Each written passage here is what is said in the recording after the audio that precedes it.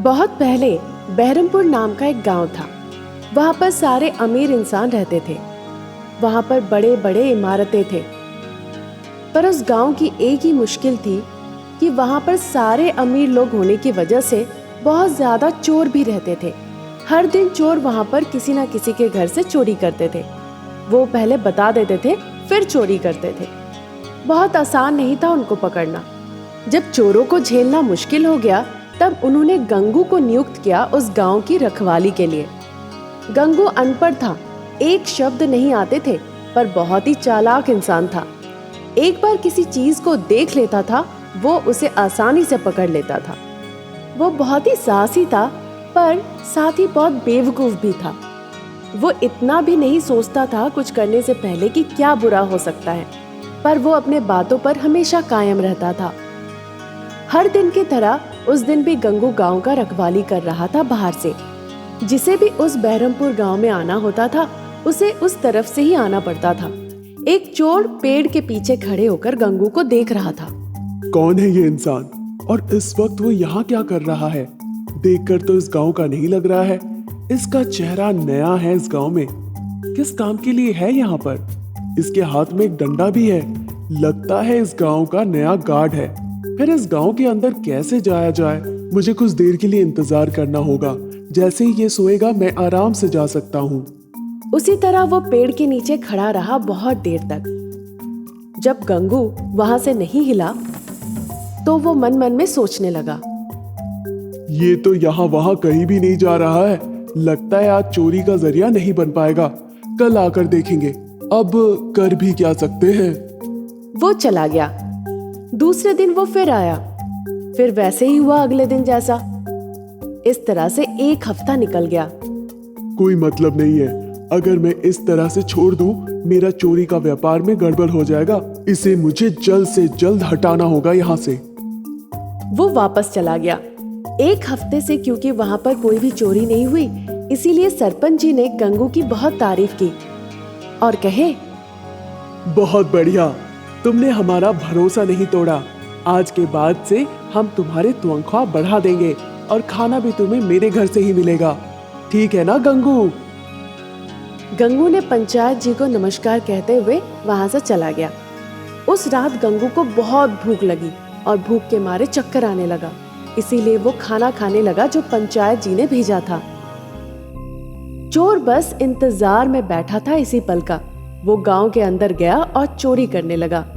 पंचायत जी ने गंगू को दूसरे दिन बुलाया और उस पर बहुत चिल्लाया।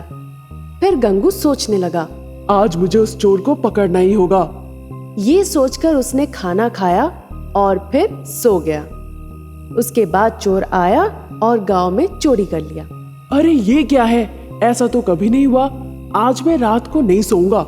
आज चोर पकड़ना ही होगा मुझे, किसी भी हालत में, नहीं तो मुश्किल है। बिल्कुल उसी वक्त जब वो खाना खाने जा रहा था, खाने का डब्बा नीचे हाथ से गिर गया और वो खाना कुत्ते ने आके खा लिया। जैसे ही कुत्ते ने खाना खाया, वो तुरंत वहीं पे सो गया। ये सारी चीजें देखने के बाद गंगू को पंचायत जी पे शक हुआ। वो वैसे ही जाके सो गया जैसे उसे कुछ पता ही ना था। बीच रात में पंचायत जी चोर के भेष में आए। एक आंख खोलकर गंगू ने देखा ये पंचायत जी है। ये देखकर वो चौंक गया और उठ के बैठ गया। अरे बाप रे, इतना बड़ा धोखा! गांव वाले इस बारे में कुछ भी नहीं जानते हैं। रुकिए, मैं सबको जाके इस बारे में अभी बताता हूँ। जब गंगू गांव वालों को बताने जा रहा था, पंचायत जी ने गंगू को एक छुरी से उसे मार दिया और उसकी लाश को गायब कर दिया। दूसरे दिन पंचायत जी ने सबको भरोसा करने पे मजबूर कर दिया कि गंगू चोरों के साथ हाथ मिला लिया था और गांव के मंदिर का सारा गहना चोरी कर लिया था। अब वहां पर कोई रोक टोक नहीं था। पंचायत जी रोज चोर बन के जाते थे और चोरी कर लेते थे। सारे पैसे चोरी करके उन्होंने छुपा रखा था। गांव के अंत में एक जगह पर उन्हें उसे छुपाया था। एक दिन जब चोरी किए हुए सारे पैसे वहां पर छुपाने के लिए वो गए, पहले के छुपाए एक भी पैसे, सोने कुछ भी वहां नहीं मिले। ये देखकर वो काफी चौंक गए और घर लौट आए। दूसरे दिन उन्होंने देखा सारा पैसा गांव के एक जगह पर रखा हुआ है। सभी गांव वाले देखकर चौंक गए। अरे ये पैसे तो हमारे हैं, चोर ने चोरी किया था, पर वो सब यहाँ पर कैसे आए? खुशी के मारे सारे गांव वाले अपने अपने पैसे ले लिया। पंचायत जी को कुछ समझ में ही नहीं आ रहा था और खड़े रह गए दुविधा में सोचते सोचते। पर ये सारे पैसे यहाँ पर कैसे आए? क्या किसी को इस बारे में पता है? ये कैसे मुमकिन है? ऐसा तो हो नहीं सकता।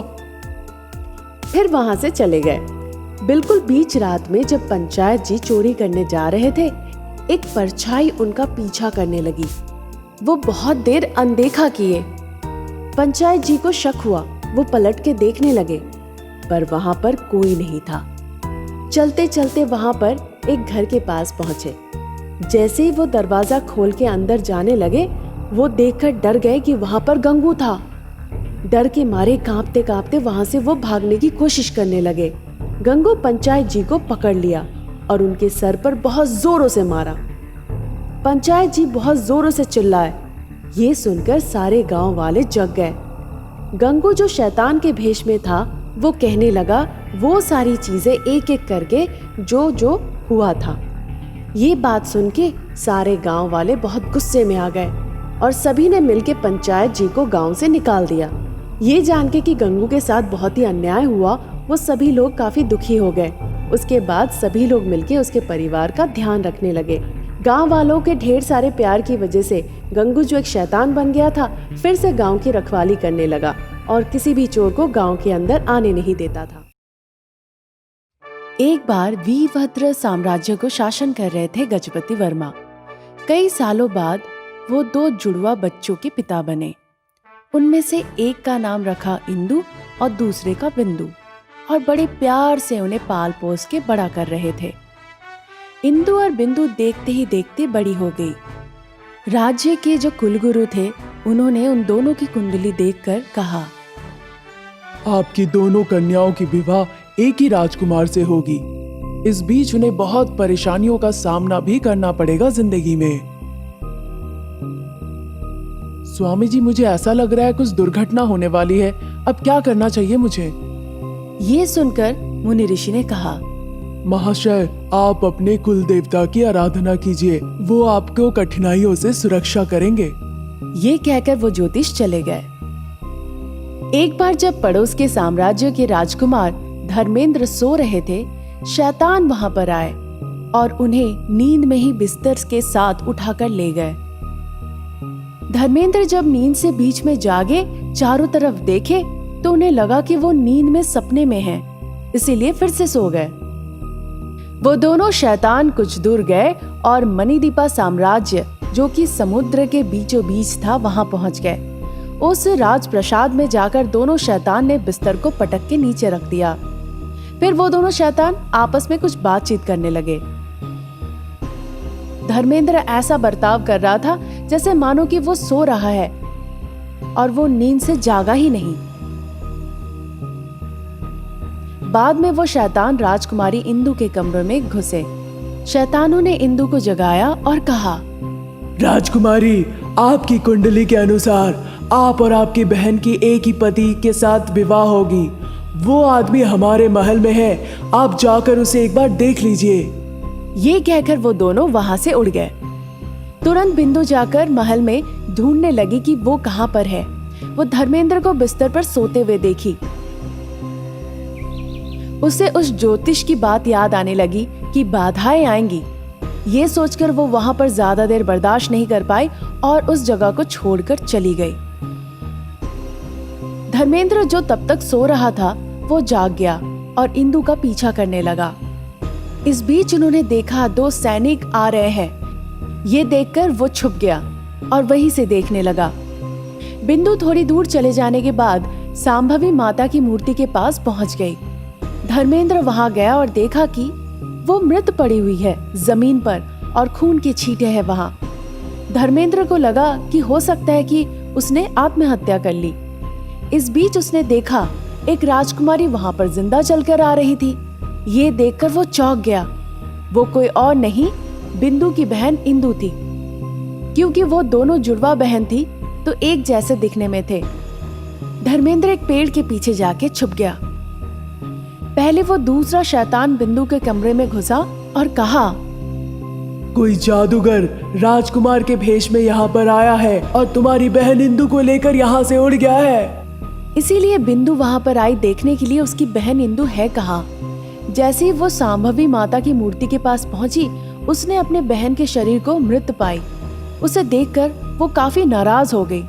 धर्मेंद्र जो पेड़ के पीछे छुपा हुआ था, उसे देखकर ये सोचने लगी कि शायद यही वो जादूगर है। इसलिए उसने एक छुरा निकाला और उसके तरफ फेंका।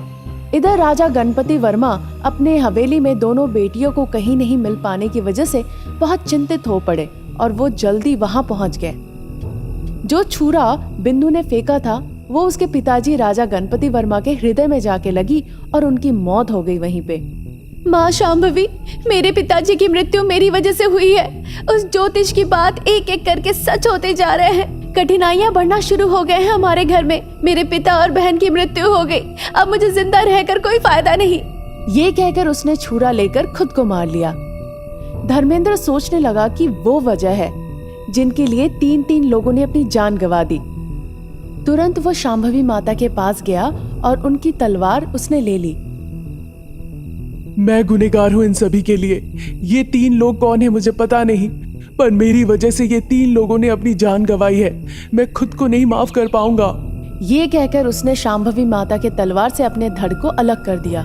ये सारी चीजें वो 2 शैतान देख रहे थे। फिर वो मूर्ति के पास गए और देखे 3 शव वहाँ पे पड़े हुए हैं। शांभवी माता जिंदा बाहर आ गई और कहने लगी, 2 शैतान बिना कुछ जाने हुए 4 जिंदगी को मुझे समर्पण कर दिया।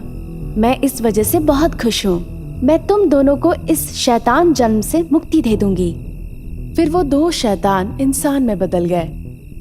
फिर वो दोनों जाके उस देवी माँ की मूर्ति के सामने प्रार्थना करने लगे, क्योंकि उन दोनों के लिए 4 लोगों की जान चली गई। हमें माफ कर दीजिए। इन 4 लोगों की जान हमारी वजह से गई है। ये हमारे लिए पाप होगा। इन 4 लोगों को फिर से जिंदगी वापस कर दीजिए माता, और फिर से हमें शैतान बना दीजिए। हम उसी में खुश हैं। शांभवी माता भी प्रसन्न हुई उन दोनों शैतानों के निस्वार्थ स्वभाव से और 4 को फिर से जिंदा कर दी। बाद में राजकुमार धर्मेंद्र दोनों बहन इंदु और बिंदु से विवाह किया और खुशी खुशी जिंदगी बिताने लगे।